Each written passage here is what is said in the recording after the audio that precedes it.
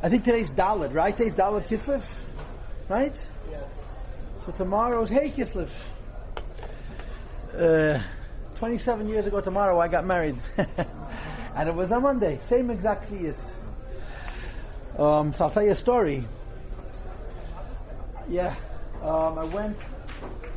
There's the mice with the Rogat Shavah. Found the mice with the Rogat Shavah with Reb Chaim. Rogat Shavah and Reb Chaim were friends. They learned together by Reb Chaim's father. But they were very different personalities. Very, very different personalities. And the Rogat Shavah was explaining to Reb Chaim the concept of a Pu'ul and Nimsheches. That there were certain things in Yiddishkeit that the act is continuous. It's not that you did it, it's happening every second.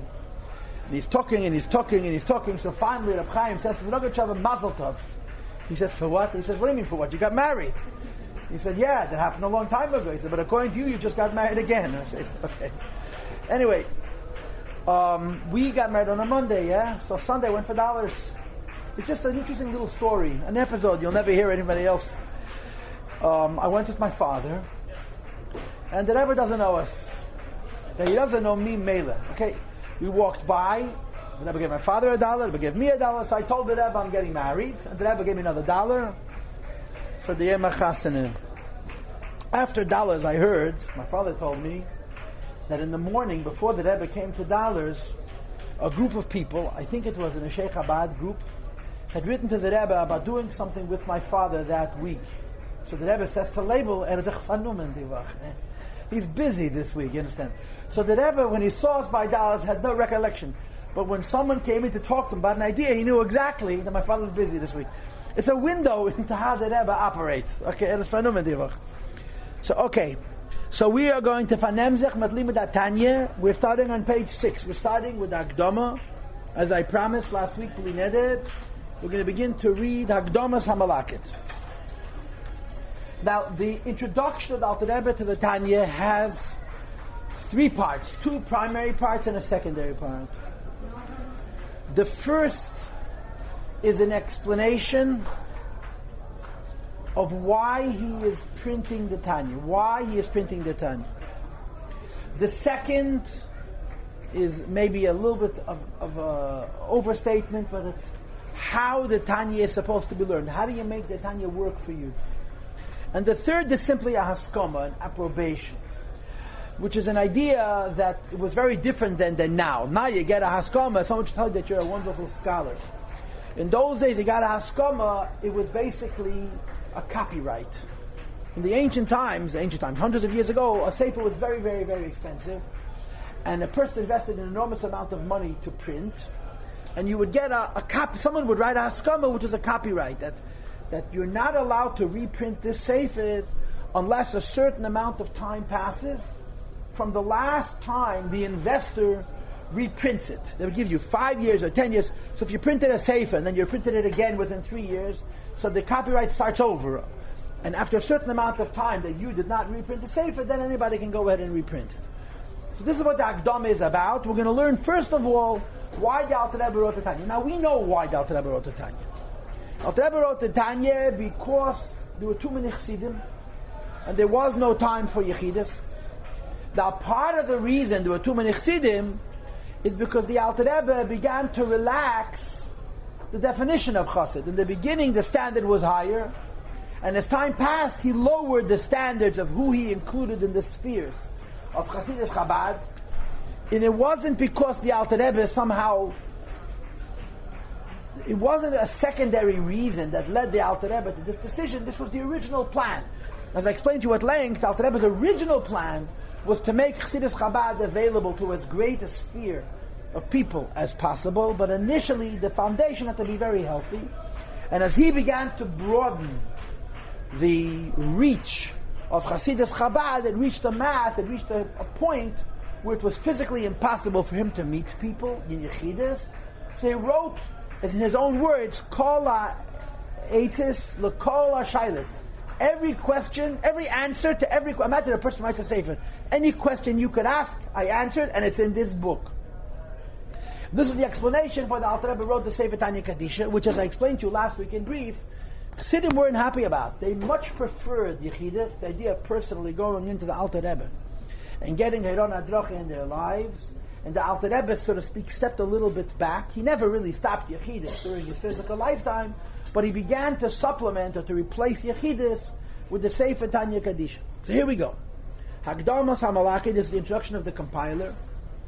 V'higeres hashluchul leklolos anchei shleimenu yitzur. This is a letter which is being sent, to use modern language, to Anash, to all of us, to all Chassidim, that the Eibusha should guard them and protect them, and so on and so forth. Now, of course, one of the little details here is that the Alter Rebbe called himself a malakit, a compiler, as though there is nothing original here. He's simply a collector of information and thoughts and ideas from earlier sources. There are very, very few people who wrote a sefer that's more original, that's less of a compilation than the Sefer Tanya Kadisha. But the Alter Rebbe chose the name Lekutei Amorim. And it's also a fact that in the first prints of Tanya, his name doesn't appear. Alter Rebbe doesn't sign his name. When the first Tanyas were printed, it didn't say who the Mechaber was. It was a sefer that came out essentially anonymously, an unknown author, and he simply identifies himself as the Malakit, as the compiler. Aleichem ishim eker, to you people. Aleichem ishim eker, to you men, to you people I will call. Shim u'elai, listen to me. Reit feit tzedek, those who seek righteousness, mevakshi avaya, who are searching for HaKadosh Baruch Hu. V'yishma aleichem elikim, and the Eibishter will hear you. Lemigadol v'ad katan, from the greatest to the smallest. And to whom am I referring? To Kol Anash, all of the Chassidim, the Medina Center from our country, which is Russia. Who smuchet shalah, in those countries around Russia, who sought the Alter Rebbe's counsel on the Yom of Avedis Hashem. Ish al mekeime yove l'shalom, each one in his place should come in peace. V'chayim, in life. Ad ha'elam, forever. Netzach selavo adam and ken yiratz. She's writing to all of Anash, and he's asking them to listen, and he's hoping that it will benefit them. And of course, as I told you last week, he refers to the people to whom the Tanya is being written as Reit Feit Tzedek Mevakshe Havai. These are very, very important words. These words, Reit Feit Tzedek Mevakshe Havai, are important because they describe the issue. Chassidim became Chassidim. They came to the Alter Rebbe. They took counsel from the Alter Rebbe because the Alter Rebbe connected them to Hashem. That's what the Alter Rebbe, that's what Chassidus did. It allowed people, inspired people, it taught people, directed people how to actually relate to HaKadosh Baruch Hu.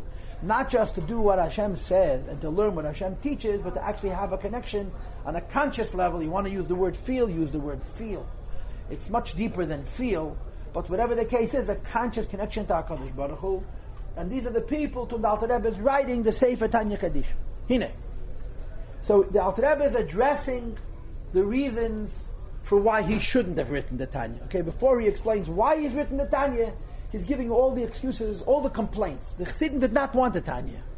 In the times of the Alter Rebbe, the last thing they wanted was the Tanya, because the Tanya meant, you have a question, here's a book.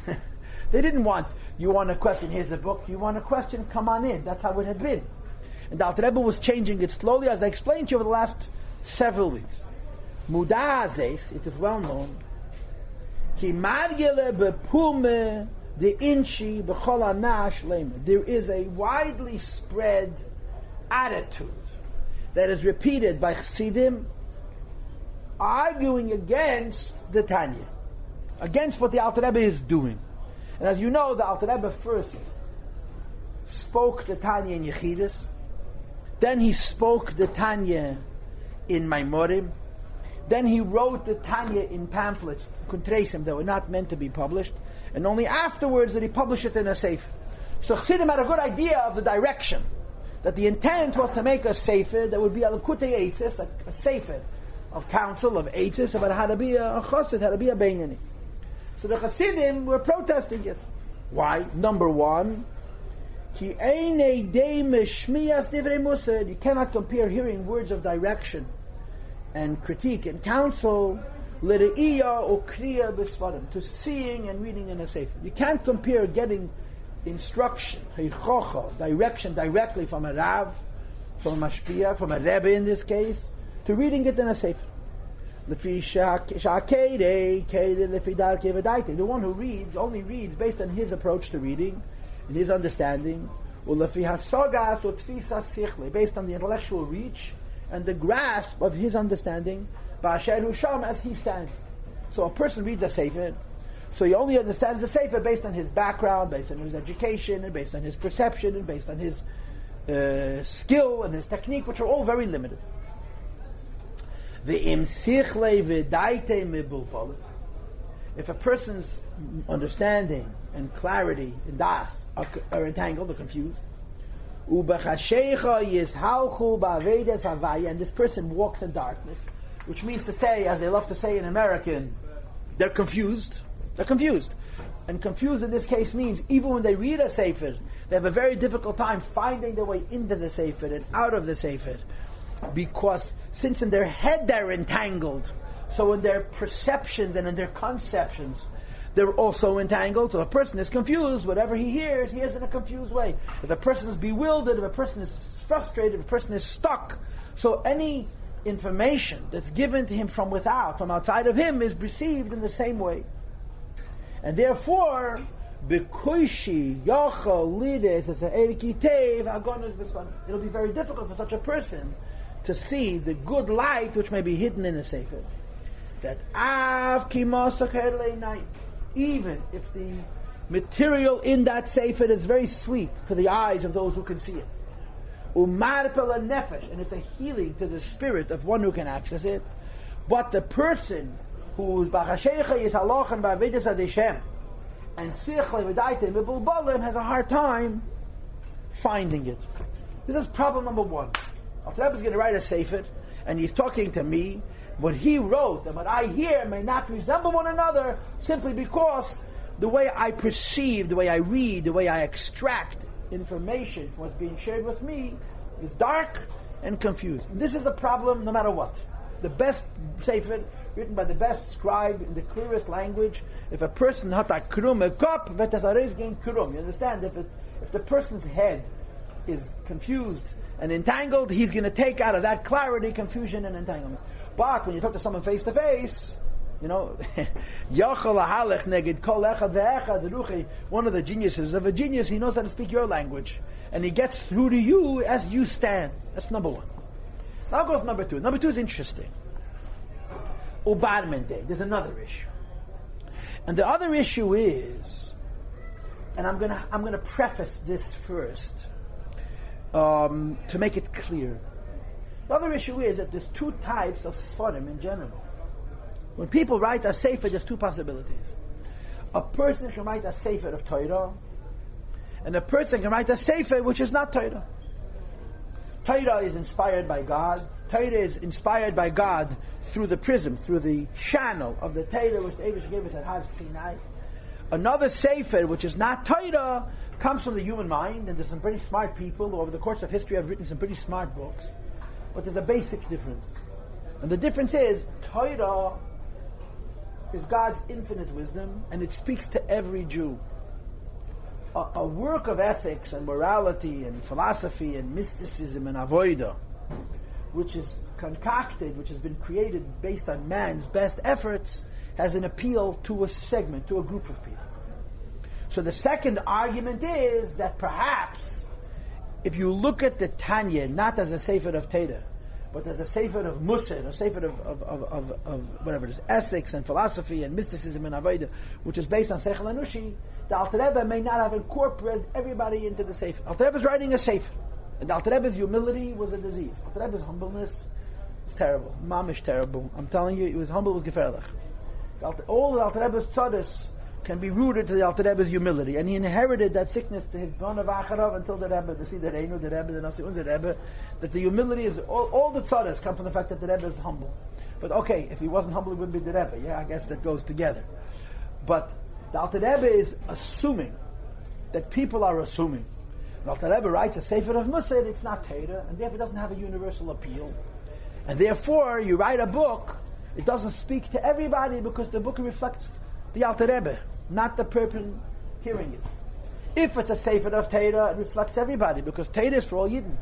But it's a Sefer of Seichel Anushi, it may not reach everybody. So let's read now complaint number 2. Bar min kol day. Bar min day, in addition to this. In other words, in addition to the complaint that not everybody knows how to read straight, There's the complaint that perhaps the Alter Rebbe, the author, is not including everybody in his work. If a person writes a sefer of Yira, sefer of Musar, of ethics, and it's based on human intelligence alone, as opposed to being Torah, it certainly cannot have universal worth, universal appeal, and universal access. People's minds and das are not equal. One person's mind will not respond and be awakened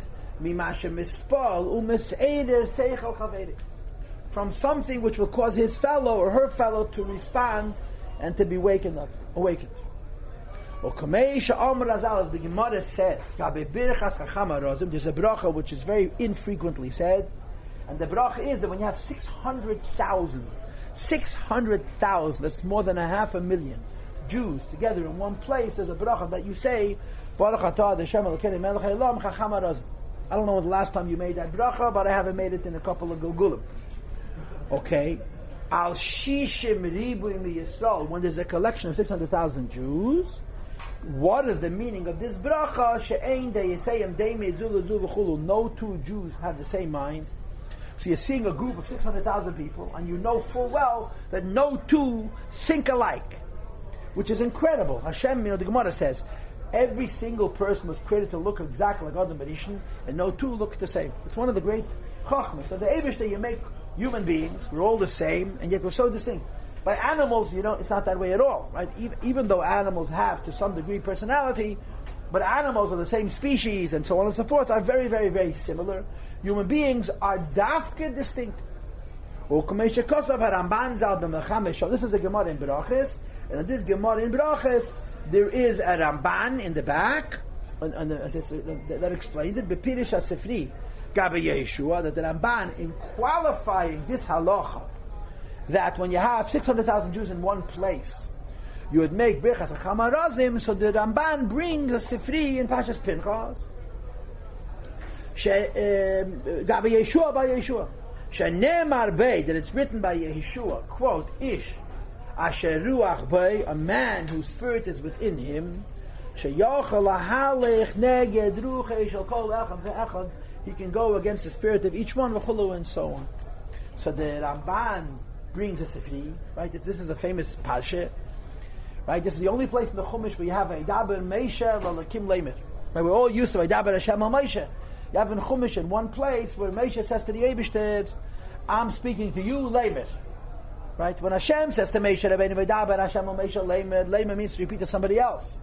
When Meisha says to the Eibishter, Leimer, says Rashi Hashiveni Davar, I want an answer. Don't ignore me.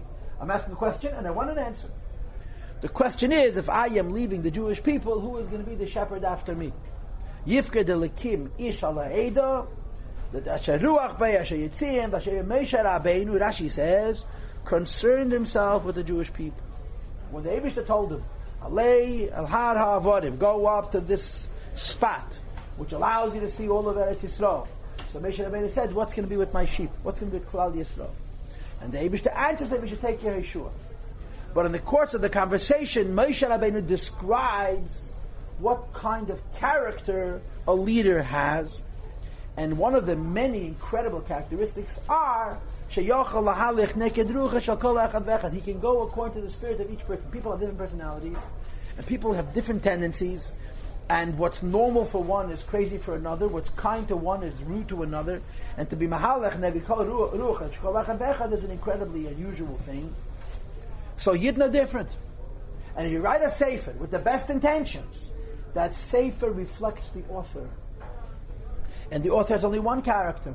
So it will appeal to a variety of people, but it can't possibly appeal to all people. If the sefer is bono yapi seichel enush, if you write a sefer of Musar, of ethics and morality, which is based on human intellect, that reflects the intellectual who is the author of the sefer, and it speaks to a group of people that relate to his way of approach, his way of thinking and feeling, and not to many others. So this becomes the second Tanya.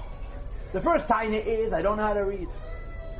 The second taina is maybe you're writing the sefer for people who are similar to yourself. You, meaning the Alter Rebbe, it doesn't have an appeal to me because I'm of a different character, I'm of a different nature, I'm of a different personality. It doesn't reach me.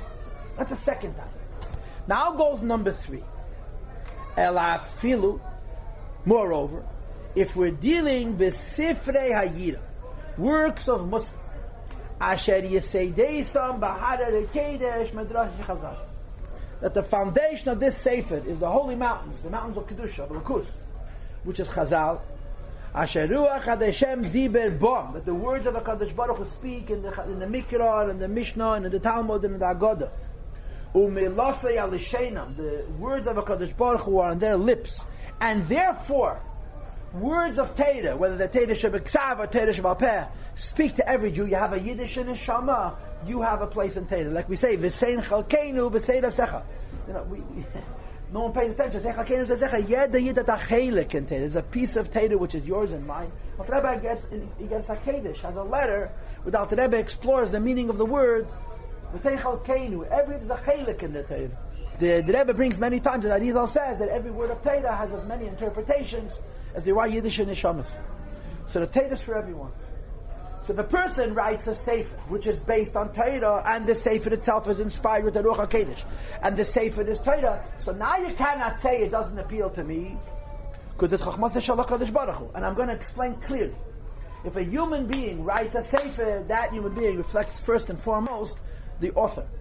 And the best efforts that the author can invest at giving the Sefer a universal appeal. In other words, not making the Sefer reflect him or her, but making the Sefer reflect the people who are going to consume the information.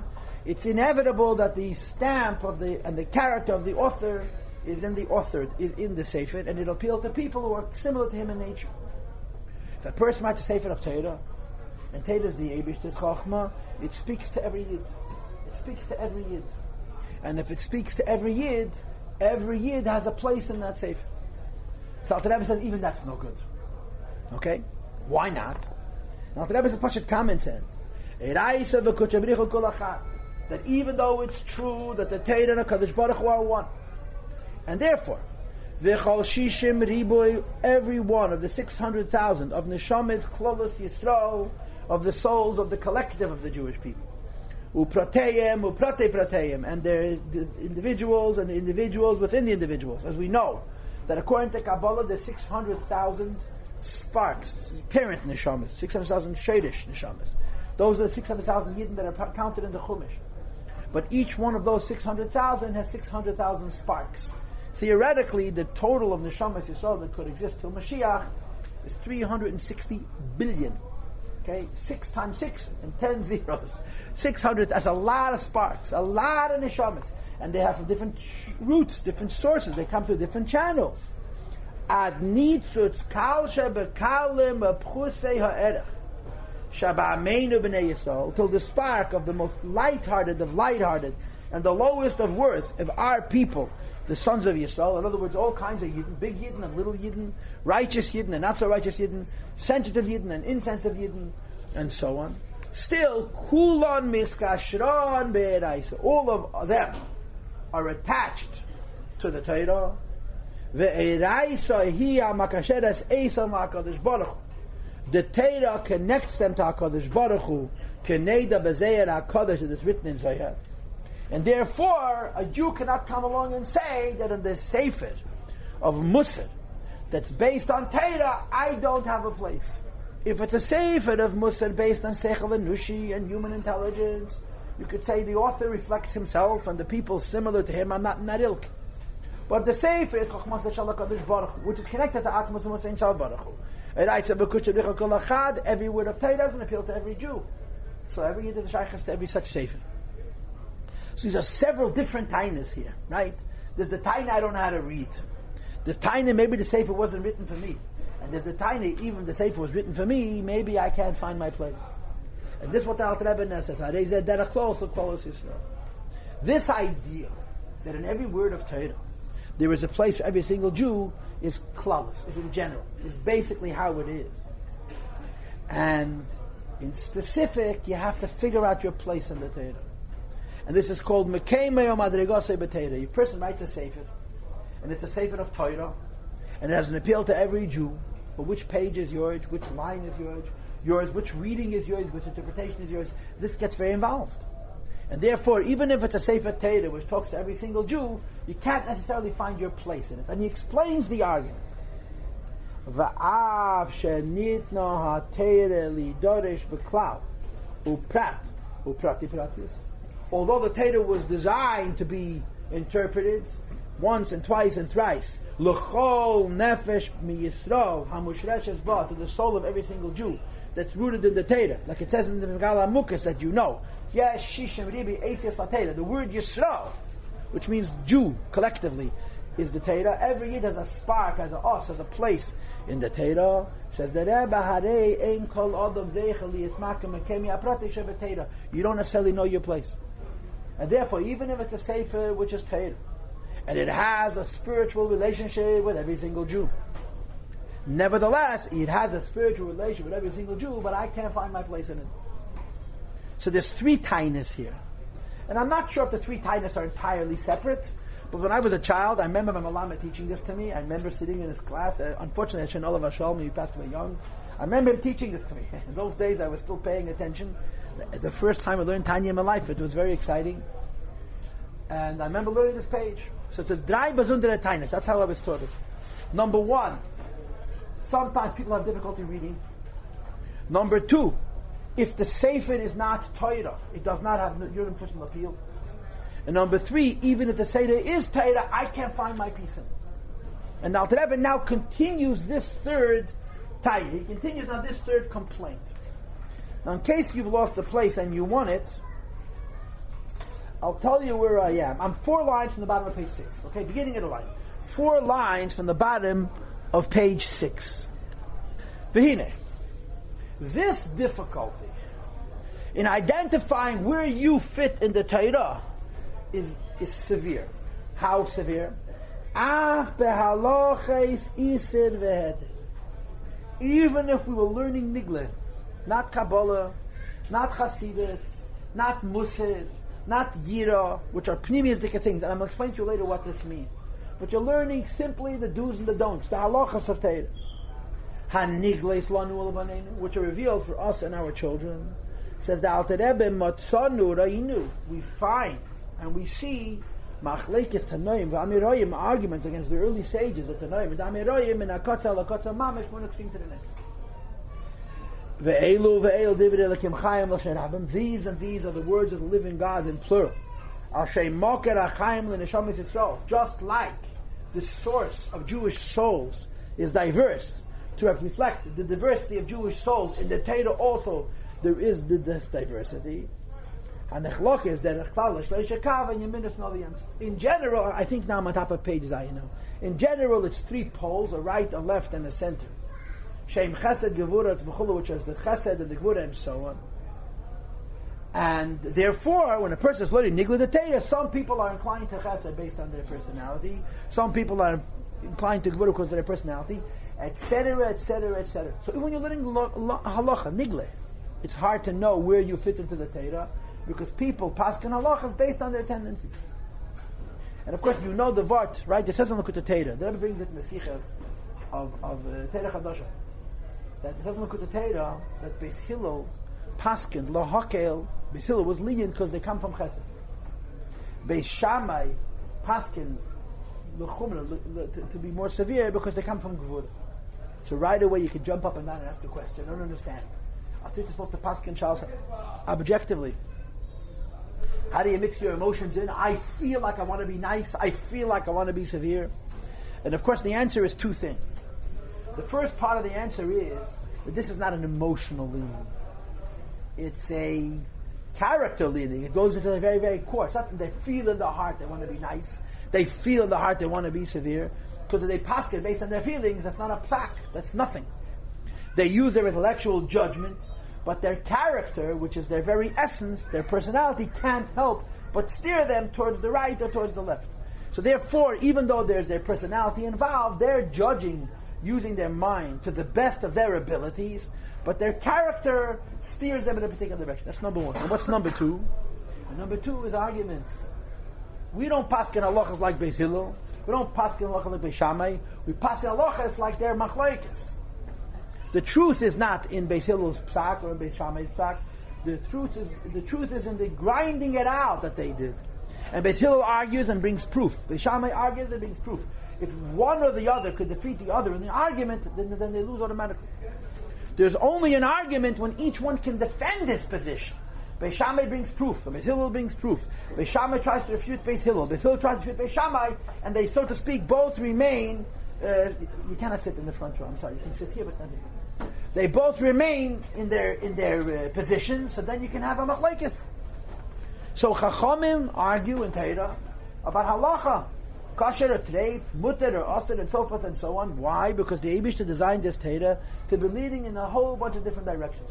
And the Rebbe speaks about it in that Sikha that I mentioned, the Gemara in Erev, and they talks about it at length. Hashem didn't give us a Shulchan Aruch. Hashem didn't give us a book of laws. Hashem gave us a Torah. And it's kedarboines. It was designed in such a way that it's open to many different interpretations. And that's the way the Eibishter wants it. Why? Because although the Eibishter gave us the Torah, he wants us to paskin. So we sit and study the Torah, and each person studies the Torah based on his nature, and based on his upbringing, and based on his background, and hopefully paskins with integrity, with an emes, based on the best emes that person is able to muster, that the person is able to call out of himself, and then they argue about it, and then you have a halach. So the Rebbe says, if Chachamim are arguing about the do's and the don'ts, about what's kosher at tefillin, what's treif at tefillin, what's a kosher mezuzah, what's not a kosher mezuzah, what's a kosher shtikel fleish, what's not a kosher shtikel fleish, how you kasher, and they have such arguments about technical and practical things. Think about the kind of arguments they would have when it comes to matters of the spirit. And the Rebbe now continues, and he says, "Unishameis shesharsham mibidas hachesed hanagosam gamkin lahatis klape chesed lahakal v'chul." Those souls who come from the midah of chesed are leaning towards chesed, and so on.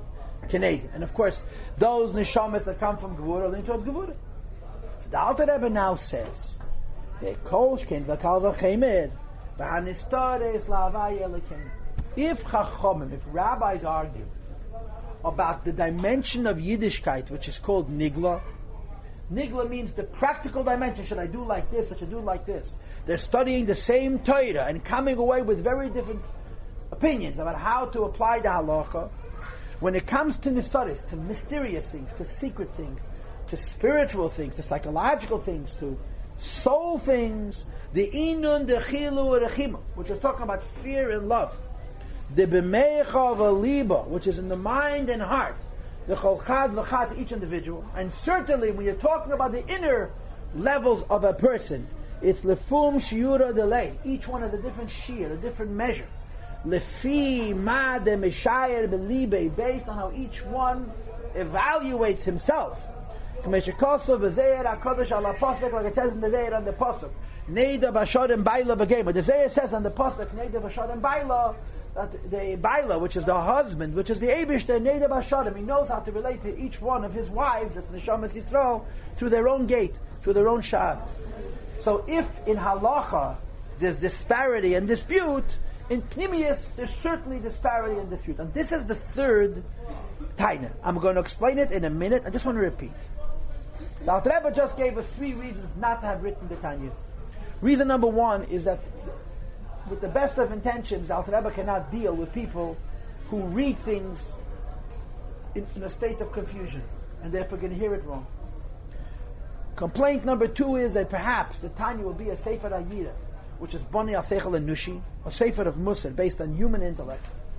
And if it's a Sefer of Musar based on human intellect, it can't have a universal appeal, it has a narrow appeal. And complaint number 3, even if it's Torah and has a universal appeal, how do you know which part of it is yours? How do you know how to read the piece of it that applies to you? And in making this third argument, the Alter Rebbe brings an idea. This idea that I'm going to share with you, which I happen to love, is mentioned in the beginning of Tanya chapter 44, Perek Mem Daled, and here it's also in the Hakdama B'Kitzer, and I want to express it. It says in Tanya, brought in Chassidus, and it's ultimately based on a pasuk, that when the Eibishter gave us the Teiras, there's Hanistoris and there's Haniglas. There's the secret, there's the mysterious, there's the unknown level, and there's the revealed, the overt, the known level. Hanistaris v'haniglas. Right? In the pasuk it says Hanistaris la'avaya lekenu. The secrets are known only to the Eibishter. V'haniglas lanu hu l'vadinu. What's revealed is revealed to us. Now there's a shikul remez over here that the Hanistaris is connected to the two letters of Hashem's name, Yud K, and the Hanigles is connected to the two letters of Hashem's name, Vav K. That says V'hanigles, Vav K Nigles. I once mentioned this to you earlier. There's a Yid whose name was Rabbi Getche. Rabbi Getche lived in Moscow, and he was for many years one of the leaders of the Anash during the dark times of the Soviets. He was the first cousin of my father's, and I met him when I was in Russia. So he, if I verbringen, if I singen, asach. But one of the Valteiras that he would say again and again, Rabbi Getche wasn't a Goan, wasn't a big Talmud Chacham, he was an Erlich Harid, about Mesidus Nefesh. But he would almost sagen, Hanistaris lahavaya lekenu v'hanigles lonahu levadin, as if it attached. The pasuk says Hanistaris, the secrets are the Eibishter's, and what's revealed is for us. So he would move the pause. Hanistaris lahasham lekenu v'hanigles, the secrets that are known to the Eibishter, and this that's revealed, both are lonahu levadin. This is his vatei. Lonahu levadin. I'm saying it for him and for us. It's a schus. It's for us, for Yidden. Okay. What's the difference in Niglas and Hanistaris? Niglas Hanistaris means basically this: a Yid is a servant of HaKadosh Baruch Hu. A Yid is a servant of God. In the service of God, there's basically two dimensions. There's what we do and what we feel. The practical side of Yiddishkeit and the spiritual side of Yiddishkeit. The practical side of Yiddishkeit is mitzvahs and Torah, hey and vov. Mitzvahs is you have to do mitzvahs, right? You eat a kazayis matzah. Every week the same kazayis matzah. More or less, same kazayis matzah. You shake the same lulav, more or less, yeah? You wear the same tefillin, more or less. We managed to argue about all of these things, but they're relatively minor. And then there is the spirit. What's the spirit? The neshama investment of a person. If you want to use the word kavanah, go ahead. That's the motivation, that's the spirit behind it. Or to say it in different words, when I connect to Hashem, I connect to Hashem with my body, I connect to Hashem with my mouth, I connect to Hashem with my mind, I connect to Hashem with my heart, and I connect to Hashem with my soul. So the connection that I have with the Eibishter, with my body and my mouth and my thought, I share with others. We all do the same things, say the same things, and hopefully think the same thoughts. But in terms of what I feel and how I understand and how I experience spiritually, no two are alike. So the Alter Rebbe makes a kavachemes. If when it comes to Hanigles, if when we're dealing with the practical side of Judaism, the overt, the external side of Judaism, rabbis managed to figure out ways of arguing menakotza lakotza from one extreme to the next. They couldn't agree. And so frequently you couldn't come to a consensus, you have to follow a majority. Think about Hanistaris. Think about that dimension of Yiddishkeit. That dimension of Torah, which talks to the mind and the heart and the soul of a person. How are you going to write a sefer and reach everybody? No two are alike. The difference is, the disparity is every single Yid is a different universe. How are you going to write a sefer and expect a Jew to identify how this book talks to him or her specifically? If it was a book that tells you what to do, you'd still have trouble. But if it's a book that tells you how to think and how to feel and how to understand and how to experience spirituality, ruchnius, neshama, how do you write a sefer and expect it to have a universal appeal? And this was the third Tanya that Chassidim had. Tanya number 1, I don't know how to read. Tanya number 2, who says the book was written for me? And Tanya number 3, even if the book was written for me, how do I find my place in it? How do I find my place in it? These are the Tanyas that Chassidim had. They're very good Tanyas. They're gewaldige Tanyas. And these Tanyas argue against writing and publishing a Sefer Tanya Kadisha, and they argue in favor of the Alter Rebbe continuing to have Yechidus, where each Chassid went into his Rebbe. If he goes into his Rebbe and he's bewildered and confused and in darkness, the Alter Rebbe will see that he's confused and in darkness, and he will set him straight. If a person goes into the Alter Rebbe and the Alter Rebbe's Derech HaMusa doesn't work for him, either the Alter Rebbe will make an adaptation, or tell him, go to a different Rebbe, I can't speak to you, of different characters. And if the Alter Rebbe's counsel is based on Seidus HaTorah, on the secrets of Torah, and you have a difficulty finding it, the Alter Rebbe will bring you to your piece of water and say, drink from here. But if you're reading it out of a Sefer, how are you supposed to resolve those problems? Okay, and the answer will be with Hashem next week. Okay, good morning. Yeah.